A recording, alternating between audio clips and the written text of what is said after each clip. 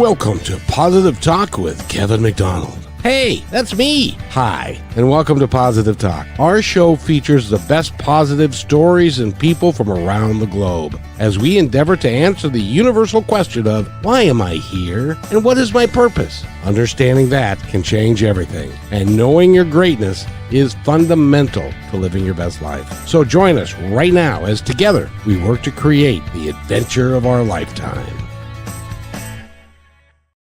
And welcome to the show, everybody. We have a special announcement to make today. Oh, are we gonna do it? Are we going to do what? Exactly. Well, now you have to tell me, because if I say the wrong thing, everyone's gonna be like, wait, well, what is she talking about? Why is it different? So how about you tell us? Well, I have, let me explain. I've been doing this show for a long time, and I started in 2003, and I had a co-host, a gal by the name of Kim Miller, who was a psychic medium and very nice, very talented. And I have been spending the last 20 years, 23 years, finding somebody else that I thought I would really love to have on the show on a regular basis. And actually even more than that, to be part of the team and to be really an integral part of what I do. And I couldn't find anybody for the longest time, and I still haven't. No, wait, that's not right. I Rude. So I would like to introduce the new host of the show. And so rather than I've given up the title, we're not going to do co-host things and stuff. We're going to do, she's an equal part of this project, of this program, because she is just that special, and she gave me money. No, that's not true. Well, I was gonna say, I don't know what you're talking about. And so, given that, welcome, young lady. I'm so happy to have you here, and to be part of the. You've been here for a little while, but to be officially part of the program and everything that we do. And I want to congratulate you on the growth you've made over the last year. I'm super excited for you and where the future goes for you. And so given that, I would love for you to introduce our guest today. Well, thank you for your kind words, Kevin. I love being here in your world, and I love that it is a part of my world now. And today we have Nicholas Westerfer, and he is doing incredible things. Really, I know the show is about finding your purpose and being driven and not letting everything on the outside take control of you. So, welcome, Nicholas. How are you doing today? I'm doing really well. How are you? We are good. We are so excited to have you and talk Yeah, about all this great congrats. stuff that you're doing. Well, congrats to you too. Sounds like you're Thank you. taking on new roles. Yeah, I didn't know that was happening. Oh. So How fun. that felt good. Surprise! Bit of a pat on the Yeah. shoulder. Tap on the shoulder. It was cool. I'm glad I got to be here firsthand for it. Yes, thank you. She is remarkable, and has really given me a lot of help and depth and stuff. And I did want to mention one other thing. Nicholas, I've been doing this show for a while, and we are now in a place that I would almost call rarefied air. I've been working really hard for the last 4.5 years to put the show together and to make it listenable and something that people would like to do. And we've joined the Brushwood Media Network, and we're on YouTube, Facebook, Twitter, and 100 podcast sites, and we're on 40 pages of Bing and Yahoo and all of that. And it's really is gratifying that we are continuing to grow like we are, and that we are getting the support from people really, quite frankly, all over the globe. And it really Awesome. is, it's just amazing to me. So I wanted to shout out to the Brushwood Media folks They've done a really nice job of helping us get through and to giving us a real platform. So it's. By the way, do you know Tamara? No, but No? hi, Oh, very Tamara. nice. Well, welcome. I'm glad that you're here. So, Nicholas, I was looking at your what you came to us with, and you said you excel at helping others persevere through adversity and challenges. I can guide people to find hope even in the midst of doubt, showing them how to keep moving forward when the road seems unclear. That's really a Yeah. cool.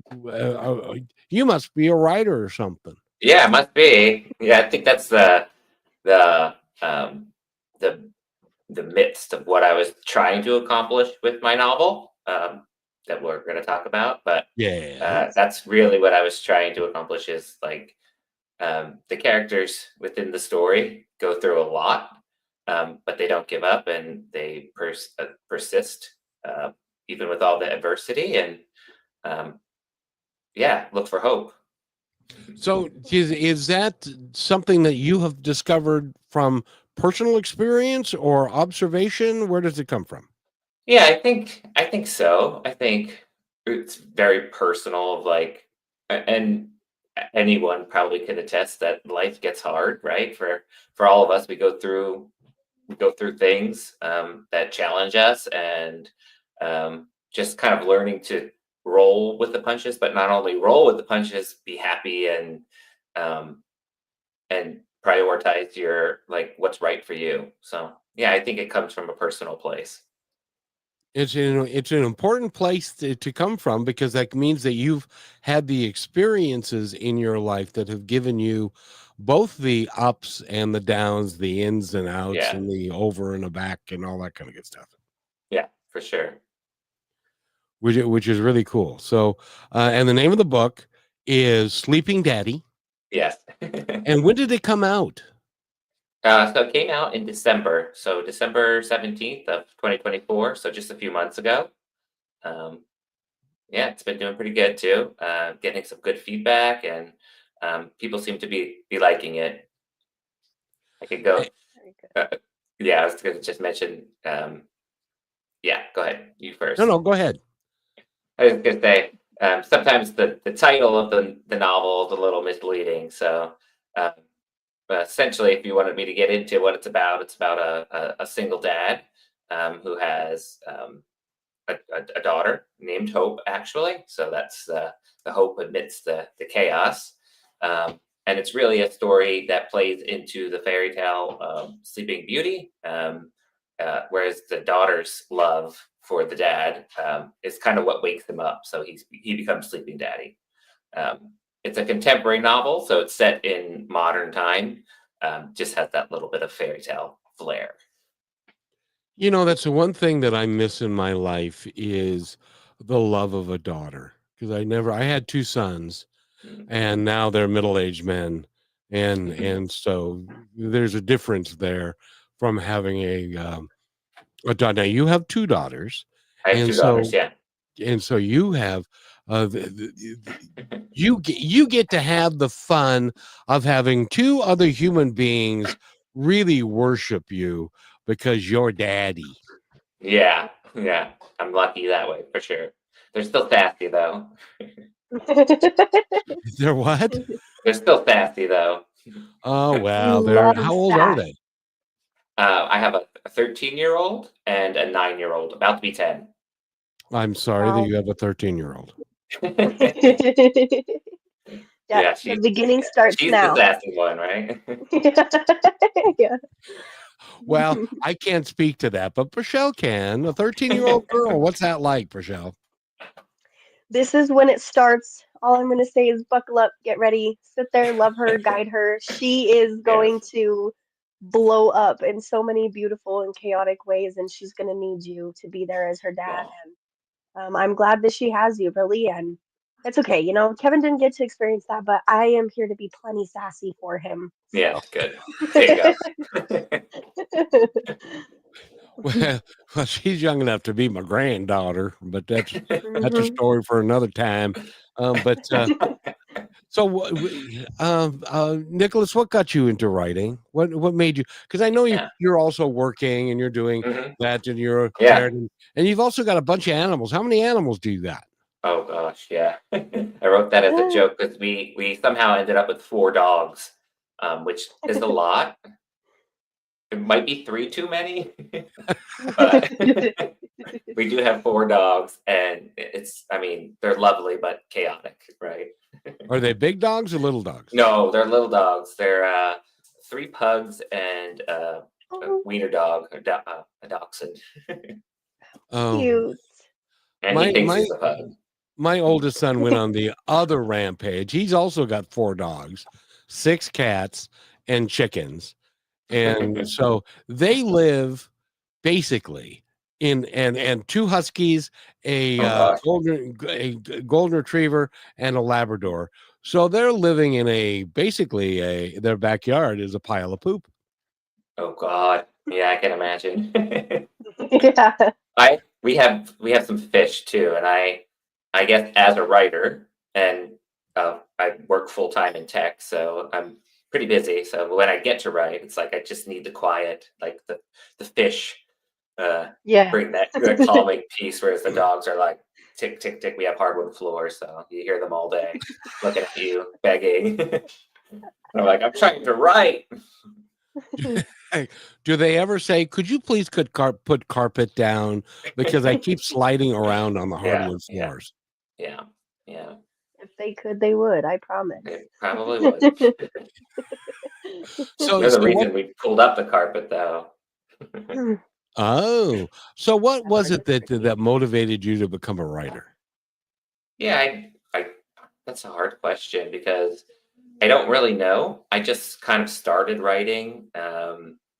I liked reading. I was a big reader, and I liked how you could get lost in a story. And so a lot of what I was going through, um, I just couldn't put into words without writing. So I would start writing letters, and the letters would kind of turn into like a way for me to communicate. And when I would use the letter to communicate something that's hard to communicate to someone, um, it just seemed like a really beautiful way to capture everything I was feeling. So then I wrote within this novel. There's a poem called "Sleeping Daddy" that I wrote for my daughters because I felt like Mm. my life started when they were born.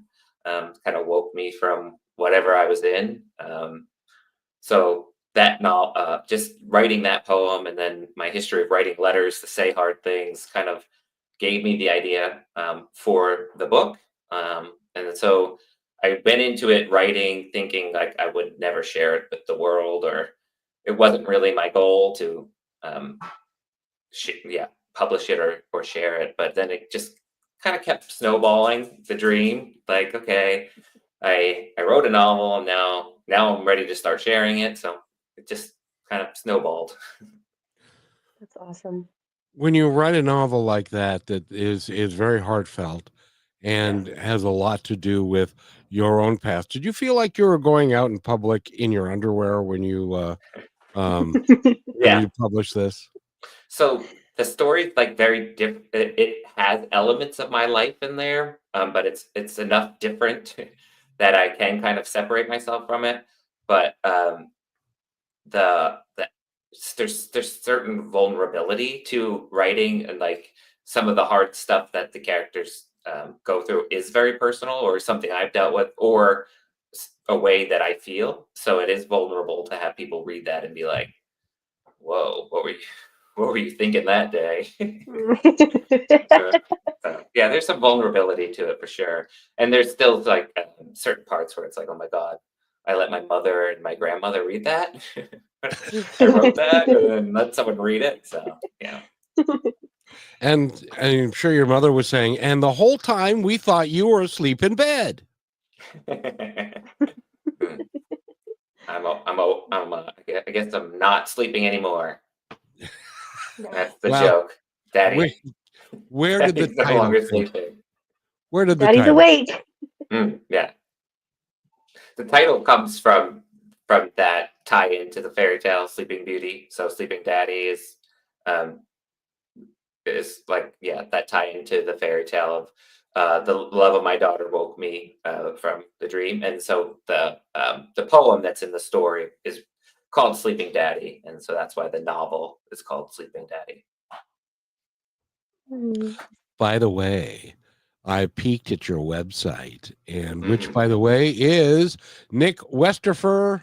Is that right? Westerfer? Yeah, Westerfer. Yeah, Nick Westerfer. Westerfer.com, and you can go Mhm. there and find out all about him. Those children of yours are very beautiful young Yes, women. yes, they are. They're very cute, and yeah. I'm not sure that the 13-year-old would say, Dad, I'm not cute. Well, Oh, yeah. this is when she's going to start pushing against that. So take advantage. Yeah, well, when my youngest son was 9, and he used to let me hold his hand when we went to the grocery store and all that. And so I tried to hold his hand, and he pulled his Oh. hand away at 9. And that was the end of my daddyhood for a little child. And then the teenagers came and my things turned ugly. No, they didn't. They were fine. my 9-year-old still asks me to carry her, and she's like so tall already. She got like just this last year she sprouted up, but then she's still like, can you hold me? Like just yesterday we went for a walk and she wanted to be held, and I'm like, you're almost as tall as me. You're so tall, but okay. Enjoy these days, Yeah. because these days is gonna be over soon. It goes fast for sure. Mhm. It does. When you think in terms of when you have a baby and you're doing the diaper thing, and will they ever grow up and be able to handle this Yeah. themselves? And then suddenly it They do. happens. Yeah. It's like every phase of parenting is hard. You think the baby phase is hard until you get out of it and you're like, oh, that was easy actually. Not easy, but their own breed, Easier. their own hard. Yeah. Well, and see, I had 2 boys, and at least when they were babies, you put them down someplace and they ended up staying there. When they get a little older, they didn't stay anywhere. Yeah, it's true. They were the runners. So it's good. And so the book's been out since December. Hmm. Are you doing a lot of marketing for it? I'm trying. Yeah, so doing some events and some podcasts and whatever I can do on social media. So yeah, trying to get the word out there. Running some sales too. So if you're an ebook reader, ebook version of the book's on sale for today. So that's good. Oh, good. Where can they find that? Yeah, so that you can find that on Amazon. So if you go to my website, you should be able to get links to Amazon or Barnes and Noble or wherever you buy books.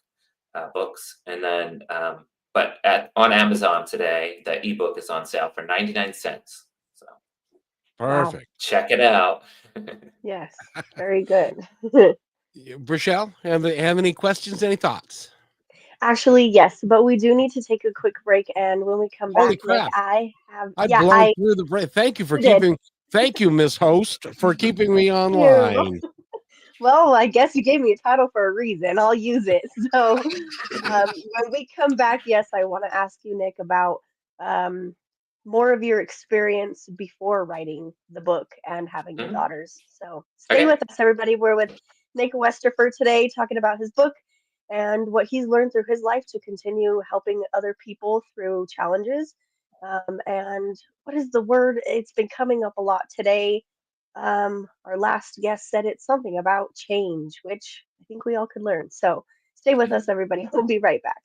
At 67 years young, I never thought I'd feel this good again. But thanks to Purium's Ultimate Transformation Lifestyle, to date, I've lost 37 pounds and gained energy, confidence, and a whole new outlook on life. This isn't a diet. Purium is a complete lifestyle change, giving me all the natural, organic, nutrition-packed superfoods that fuel my body, crush my cravings, and help me burn fat naturally without starving myself. No gimmicks, no guesswork, just a simple, proven system that works. Superfood shakes, detox support, and real results. If I can do this at 67, imagine what you can do. It's your time to feel better, look better, and live better with Purium. Let's do it now, and let's do it together. Go to www.positivetalkradio.net and click on the Transform You to get started. That's positivetalkradio.net. Transform You. And welcome back to Positive Talk with Rochelle and me. I'm just the token old person now. She's the star. It's really embarrassing, but so it's really it's really great to have Nicholas. Now, do you go by Nicholas or Nick, or what do you go by? Oh man, it's so muddled. I go by everything at this point. So mostly I go by Nick. Sometimes I go by Nicholas. Depends on who's talking to me. And somehow through work, I ended up going by Nico for a little bit, but I don't really want to put that into the universe. So yeah, Nick's good, or Nicholas. Nico? I don't know where they got that from. I know. Someone just started calling me that, and it's like that's kind of another snowball thing that I just like let happen for a few months, and then I'm like, nobody calls me that. It's good to have nicknames. That means you're special. Yeah, I had nicknames, but they weren't good.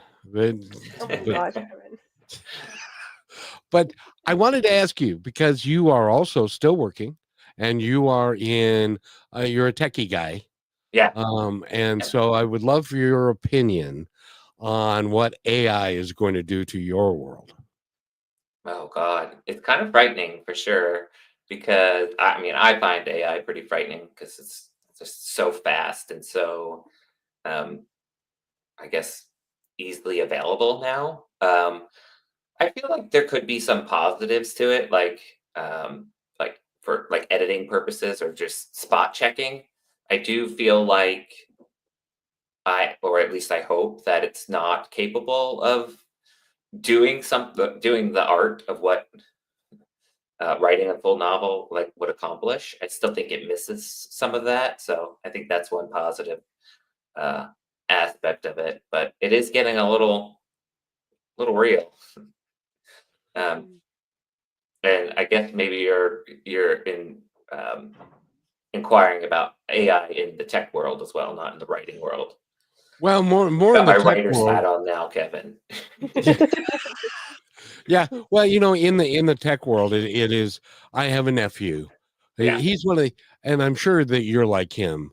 When I ask you, okay, so what is it that you do? And then words will come out of your mouth, and I have no idea what you're saying. Yeah, that's why I generally don't go into what I do, because it's so niche. I am a PLM analyst or architect, and so my primary focus is on software for managing product lifecycle management. So it's very like pointed in that direction, and there's no AI in that realm yet. So I don't know how it's going to affect my job long term, but we'll see. But my job is still very like, you could ask Chat GPT about something PLM related or the software that I configure and work on, but it doesn't really know. It gets it wrong. It's like, so maybe that's some good news. So, Rochelle, do you understand what he just said? As much as I wish I could say I did completely, no. I understood the fact of, the architect and working on software, which I've been around in my life before, but all the extra words, I would say yes, it's a very detailed career, and I'm glad that you found something you at least enjoy and are probably really good at. So Yeah, it's like better you, not me. I seem to like follow, like I fall into things and then just follow them. Like I didn't intend to be a PLM architect. It's just what happened. Yeah, So. that's cool. How does that? Oh, okay. Now I started as a graveyard dishwasher at Denny's. I know how that happened. Yeah, But how do you just fall into being in the techie yeah. world like that? Well, you kind of step in, right? You take different steps of like, I didn't know what I wanted to go to college for, but I knew I liked computers, and I got a scholarship to a certain university, and so the programs they offered, um, with the word computer in it, I'm like, oh yeah, I'm going to go for computer and information science. So then I followed that path, right? And then when I got out of school, I started to work as a computer programmer, writing Java applications, and I'm like, no, this is not for me. um, but then I got a job where they were using this PLM software, and nobody knew how to use it. Nobody knew how to configure it or administrator, like be an administrator for this software. And they pretty much gave it to me, and then I learned it, and I had some mentors that knew some stuff about it that taught me some stuff, and then I just kind of I knew it, and then I stuck with it, and then so there's not a lot of people who have the experience of this software. So when there's a need for it, it's easy to find continued work, and then you kind of grow and stay in it. So it's led me from Pennsylvania to California, and so that's where I'm located now. Um, and yeah, a lot of Which cool A is lot things. of brain work. Mhm. she said it's a lot of brain work, which it is, but it's got Mhm. to feel nice having a job that no one else even has any idea what it is, what the hell you're doing, and so that's job security all by itself. Yeah, yeah, kind of is. I give a presentation for my job one time at my daughter's school because I worked for a rocket company at the time, and they thought I was like building rockets, so they wanted me to come in and like talk about what I do, and then it's like the kids are like, "But what do you do with the rocket?" And I'm like, I write the software that like tracks the puzzle pieces of how to put a rocket together. So And they're that's how I saying, like to. "Teacher, can we go to recess now?" Yeah. Rochelle, any thoughts? Yeah, really just wondering, to avoid kind of going back and bringing up the bad before the good, if you will, when you had your daughters and you woke up, what is it like to look back at that now and reflect on who you have Yeah. become and who you were? Yeah. And I guess just to like, I always like, I mean, I don't want to say the bad before the good, because Yeah. I feel like life is always a mixture of the bad and the good. Um, there's always going to be something, right? It was more just, Yeah.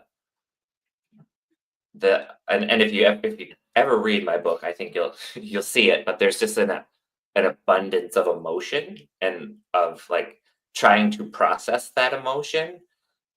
So that's really what I think I've learned is just how to better process my emotions and feel my emotions and not just run from them, because I've always had so many like really deep, really hard, scary emotions, like whether that's like fear or love or just any kind of feeling. It's always been really intense for me.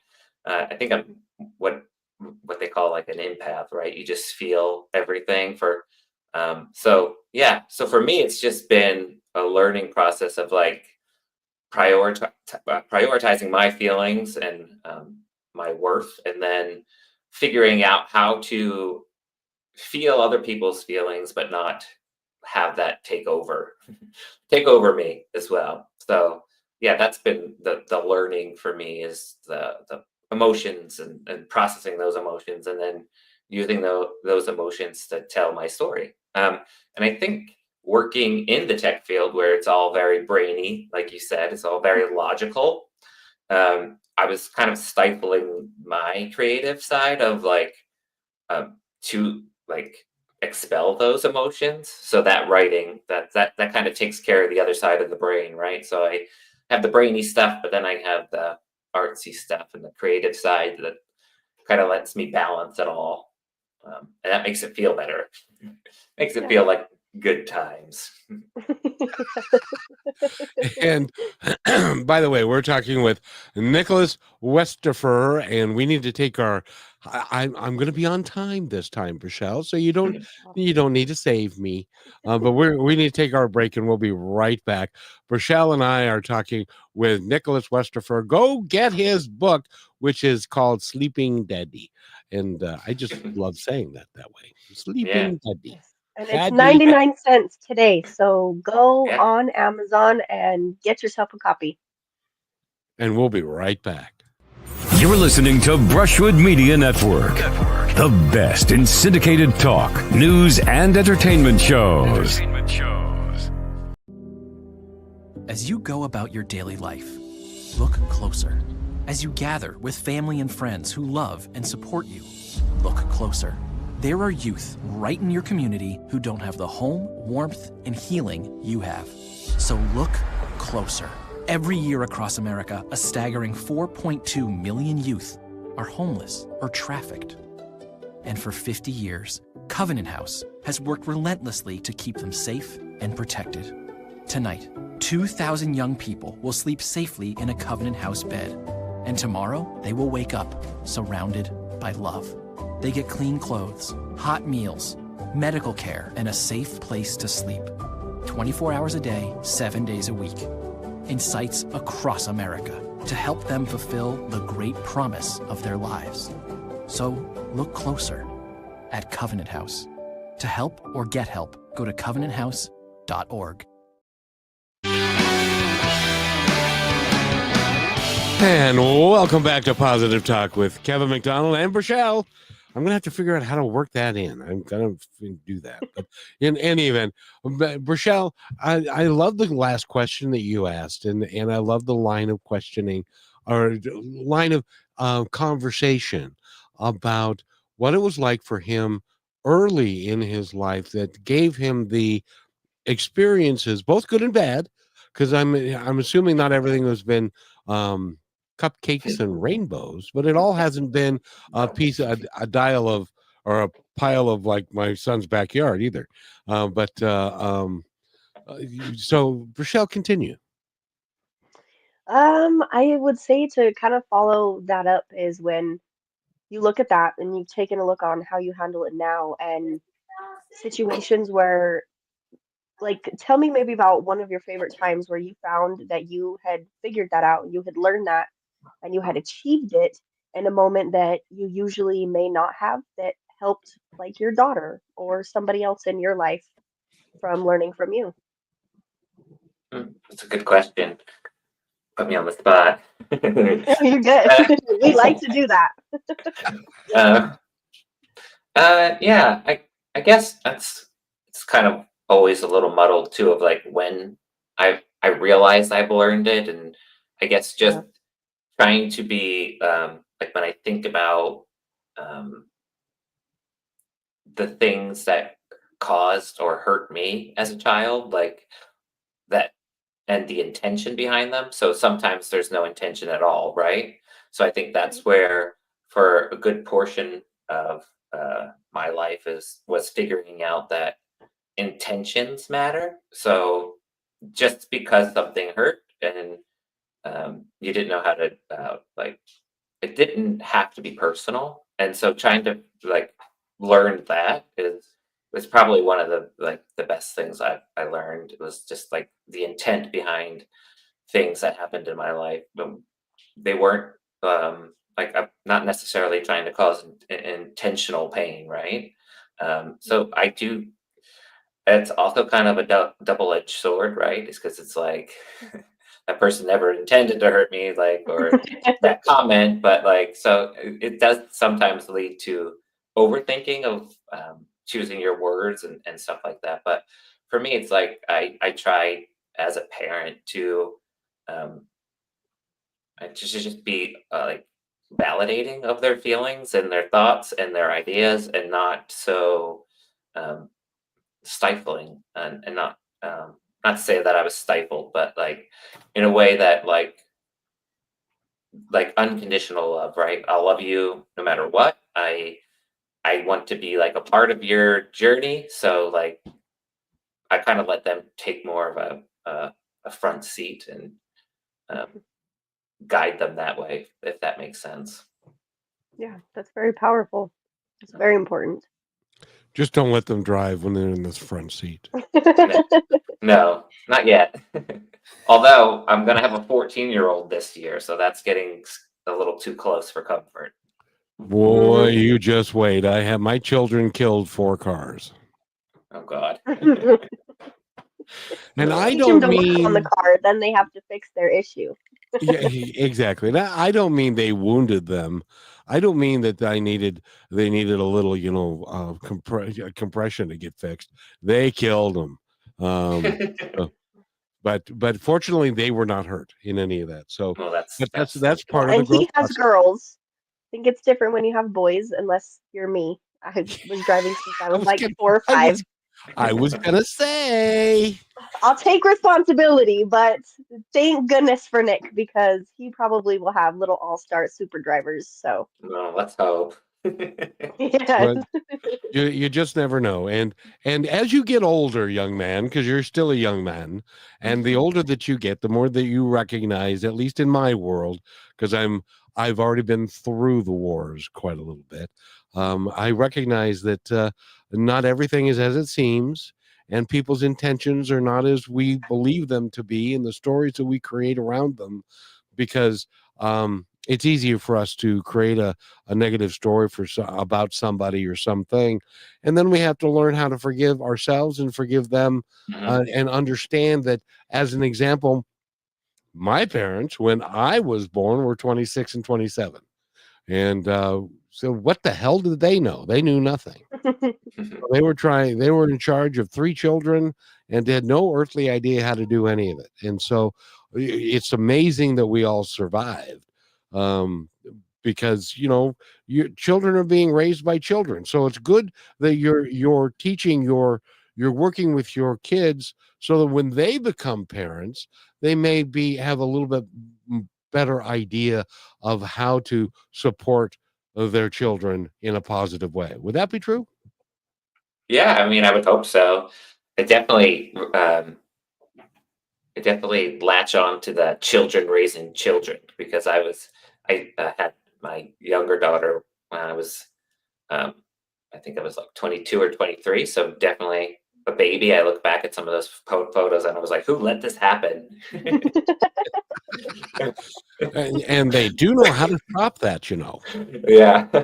So yeah, I think it's like a journey for sure. And then I mean, I think my parents, they did their best, and I'm trying to do my best, just like they tried to do their best. And um, I think unfortunately we all get scarred in some way or another, and then hopefully we just have the love and understanding to fix it Well, I or got some bad news accept for it. you, young man, Oh because no, no what bad news, Kevin.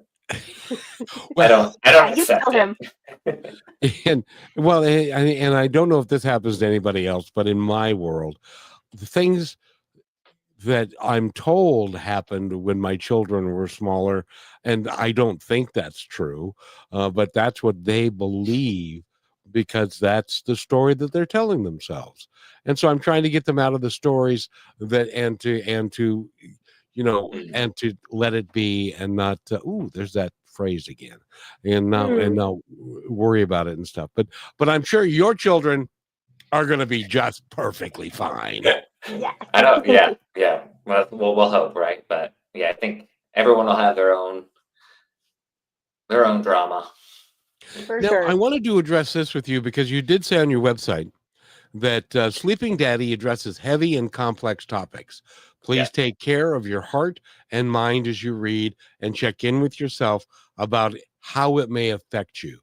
Are Yeah. there people that have reached out to you after reading the book and have said things like, that was heavy and that affected me to a great degree? Yes. Yeah, I've had a lot of people reach out, and I think it's all been like good feedback, but also like, wow, that was heavy, or that was devastating. Why did you do this to me? But there's just a lot of heavy things that happen, and so you're experiencing that with the main character Keith as he walks through his life. So yeah, I think there's a lot of heavy stuff that happens in the book, and I think people feel that.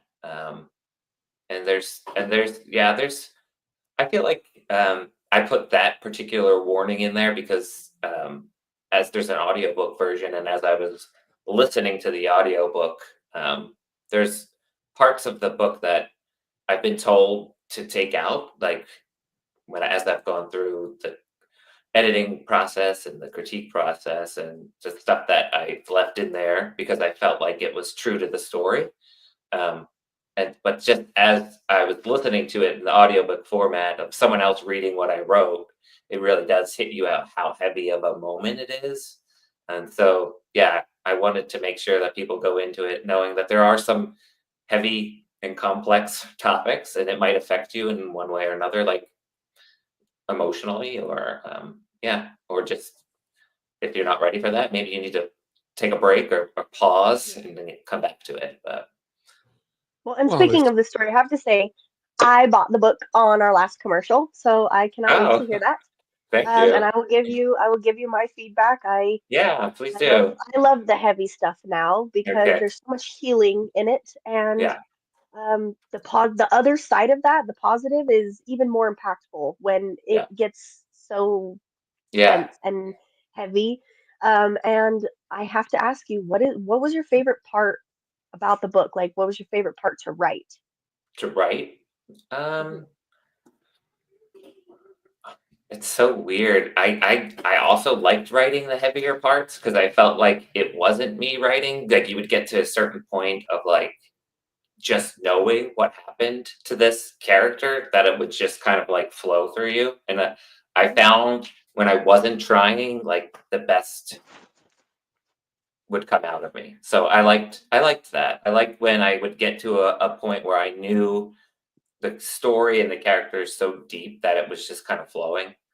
So there is a bit of romance in this story as well.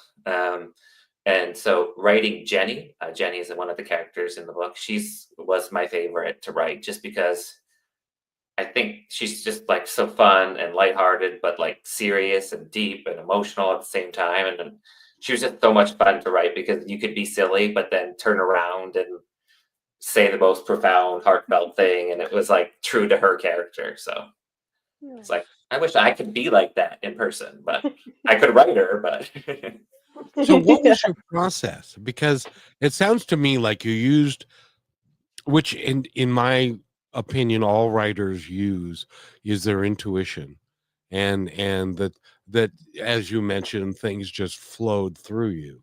It Mhm. was like it was just a natural thing. Um, was Yeah, so I used all sorts of formats to get the story out. So like at the time where I did the most writing, I was working. It took me about an hour drive. So I would drive an hour to work and an hour from work, and I would just think of the story, and then I would um, speak it into my phone while driving, and then I'd have all these voice memos of what's going to happen, and then I would just and then turn those voice memos into text. Sometimes in my phone late at night, and then um, and clean them up afterwards. isn't that cool? Did you ever get up at 3 o'clock in the morning and say, I have to write now? Yeah, yeah. I sometimes some of my I have a notes app in the notes app on my phone. It's just filled with like all my best lines of like, oh, we're gonna make Jenny say this. Isn't that cool when you can make a woman say something? I could never make a woman say anything. Right. Uh, You better be careful, Kevin.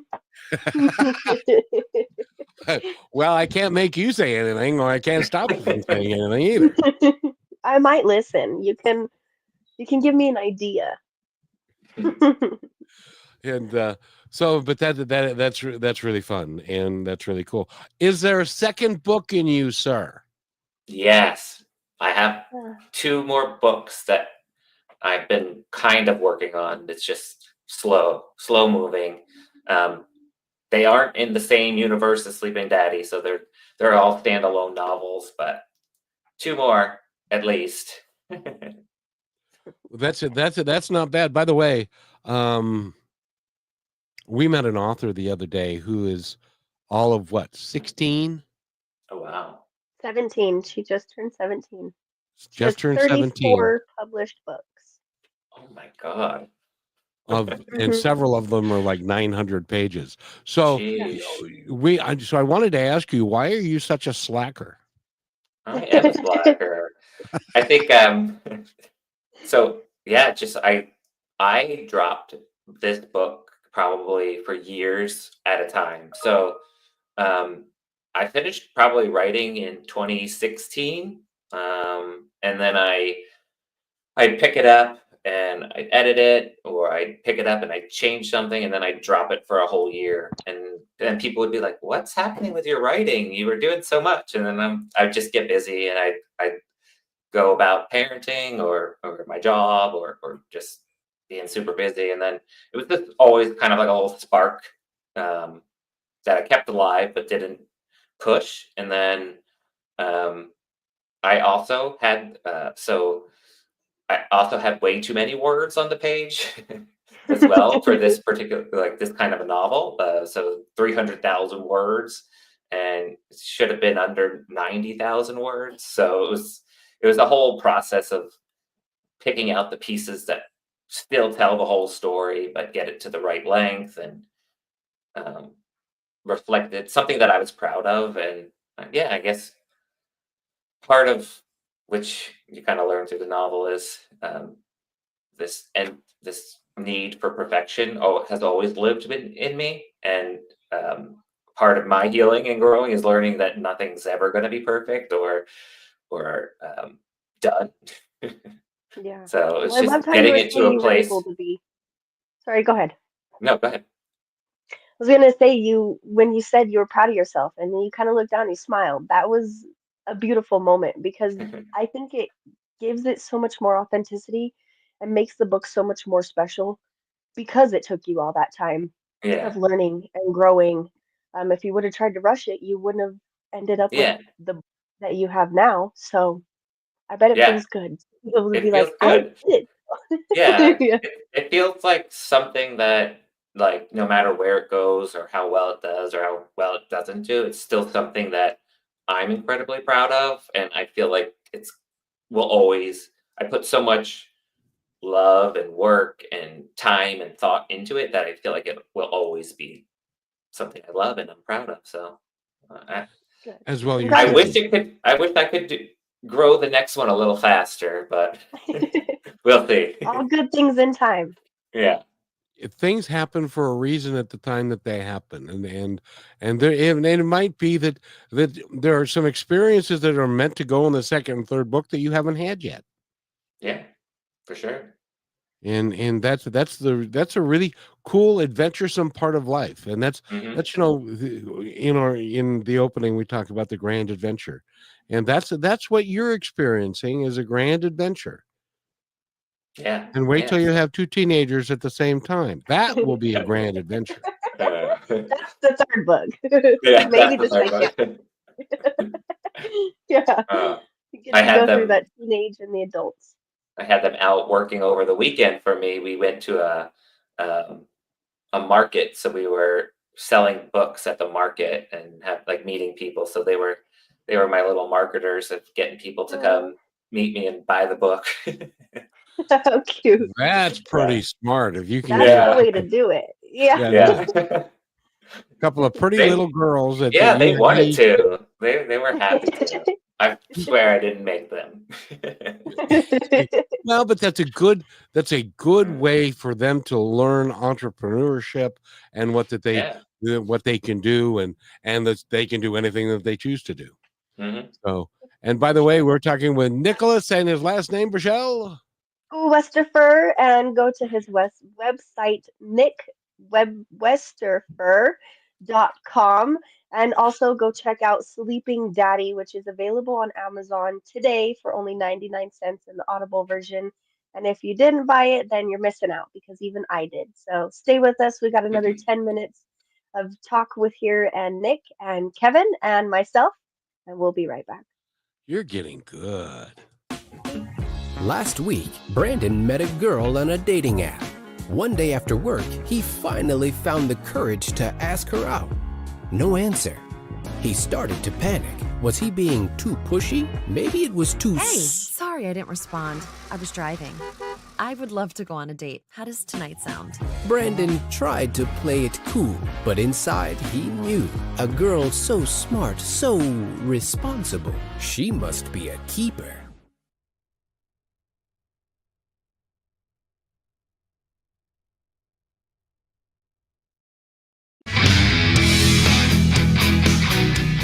And welcome back. Hey, why don't you do this, Rochelle? And welcome back to Positive Talk with Kevin McDonald and myself, Rochelle. And we have Nick Westerfer here with us today. You know, Nick, usually I'm the one who gets put in charge of saying people's names because I tend to mess them up less than Kevin. But your last name got me on some sort of riddle kick. So It's fun. It's fine. no, but thank you so much for being here and talking about your book with us and your journey and your kiddos and everything else to come into life. What are you most looking forward to and excited for when it comes to this next year of growth? Mm. Yeah, I guess I've said this for Kevin's gonna tease me, but I've said this for my job and for my book. It's just like I just keep following it. Just like I guess I'm just excited to see that I've made it here and I've released the book and I'm doing some marketing. I just see where it grows into. So I'm excited for that because I don't know. Yeah. Well, you trust in the snowball effect because Yeah, you've seen it firsthand. yeah, So just that's keep pretty cool. following where things lead me, and it's been working. So I'm gonna keep doing that. And yeah, I'm excited to also get back into the writing because I had two, like I said, I have two other books in the works, but I felt like uh, I've been kind of leaving them on the shelf just because there's so much going on, and I had to get Sleeping Daddy out there, and I feel like that part like it's finally like shared and there. So now let's figure out what we want to say next. Oh, you're not done marketing this one yet, and that's Oh, I know. you've got a lot of podcasts to do and a lot of books to sell because Yeah. I think it will be helpful for folks. Yeah, I hope so. I think once people get into it, they're really finding um, something to relate to in the story and enjoying it. So yeah, it's just about getting out there and getting people interested. Really, um, I will say that I think I mentioned this just to the two of you the first time we chatted, but um, my title is kind of misleading to people, so it's one thing I'm constantly having to explain. But it's fun. It I thought catches it the was a eye. horror book. Sleeping Daddy. You thought it was a horror book? Yeah, Yeah. it sounded scary. Oh my God. Yeah. Well, and some people think it sounds a little risky, smutty. Yeah. Yeah, so it's like I can I see have that to too.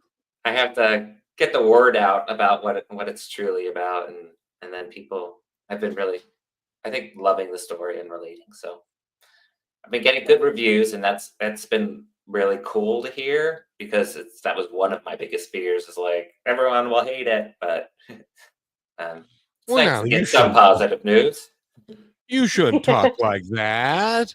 Not everybody's gonna hate it. Maybe most people, but not. I'm kidding. Um, It's not So for everyone, right? That's what you have to learn. It's like not everything you do is going to be for everyone, and that's okay. you can only present what you can present as best as you can present it, and Yeah. then you let the universe take its course. Yep. And that's always worked for me. Not that I've done anything exciting, but it's always worked. But that's what life is about. Life, and I keep saying this, but life is a grand adventure. And it's like Brichelle has said this several times. You say, "What's next?" Mhm. Yep. You get to be in charge. And I think when you realize that, it can be kind of scary at first. But with our last guest and with you today, Nick, we've talked about adversity and overcoming that and it being able to adapt and allow those changes around us and within us. Otherwise, you kind of just get stuck and you feel super lost. Hmm. And it's a great deal of fun. When you look at it from a positive perspective, this life is a great deal of fun. And I'm going to be sad when it's time for it to end, because this has been a grand adventure for me. And I get to meet people like you and people like Rochelle and do all sort of. I can't tell you how lucky I am to have met the people that I've got to meet. And Rochelle's she's taken most of the guests that she's talked to, and she's taken them home with her. Which, Oh, don't say it like that, but yes, but I do. I love this. she's developed great relationships with a lot of the guests, and a lot of them are older women or middle-aged women who kind of they get you and you get them, and it works out really well. Yeah. Yeah, I've definitely learned a lot, even from you, Nick. Just knowing that there's another human out there that is persevering. I mean, you're working a full-time job as a tech, and you have two daughters, which is gonna get so much harder soon. And then you've got the dogs, and Yeah. you've got the house, and then the writing. And I honor you for having the discipline in yourself to follow your path and to know when to step back, because that's okay. A lot of people don't think that, but I cannot wait for your next book, and I am so excited to sit down tonight and listen to Sleeping Daddy. So Well, thank you for thank you so putting that out much. there. Yeah, thank you so much. And yeah, keep in contact. I'd love to hear Okay, your yes, thoughts. for sure. And for those that are just joining us, remind them again how they can get the audiobook for 99 cents. Do you want me to? So Or yeah, go oh ahead, sure. Nick. Yeah. So if you go to my website, nickwesterfer.com, there'll be links to Amazon or Barnes and Noble, any place you get your books. But Amazon today, in particular, is a 99-cent sale for the ebook version of the book. Now, if you just decide that you want to go buy the book in hardcover and you want to go to your local bookseller. The big chains are going to do fine, but the mom and pops that they may even have to order it for you. But if they Yeah, have the opportunity to do that, you're helping support um, for sure. people that are working hard every day to keep the arts alive. Mm-hmm. Yeah. 100%. So that's And I know that's we really are cool. getting short on time, Nick, but one thing we ask all of our guests that I would love for you to share in this short last minute we have is Hmm? anything you would like for our audience to know. Hmm. Oh God, you guys. I'll take. Just uh, just say Anything this. that comes to I'm mind. just gonna say that life is. This is kind of like a rip off of what Kevin was saying, but life is like a journey and not a destination. And for a lot of my life, I thought, or the beginning part of my life, I spent checking off check boxes, and it's not a checkbox; it's a journey. So just accomplishing something isn't the end goal. It's following your heart and your passion, and then living that journey, not just checking off a box. Hmm. And I'll end with that. Amen. That's perfect. Amen, brother. That was Yes. perfect. Thank you so much again. Yeah. Go to his website, which is nickwesterfer.com, Mhm. and you can find out all about him and get the book Sleeping Daddy, and you can get it right now for 99 cents at Amazon. Amazon. Yep. So Thank thank you. you so much for being here, young man. Thanks, Yeah, thank you Nick. so much. Thanks for listening to this episode of Positive Talk with Kevin McDonald. Our purpose is to provide everyone with a positive, entertaining, and educational experience. I would love your feedback and comments about the show, including possible topics and great guest suggestions. Please email me at kevin@kmmedia.pro. And remember, be kind to one another because each other's all we've got.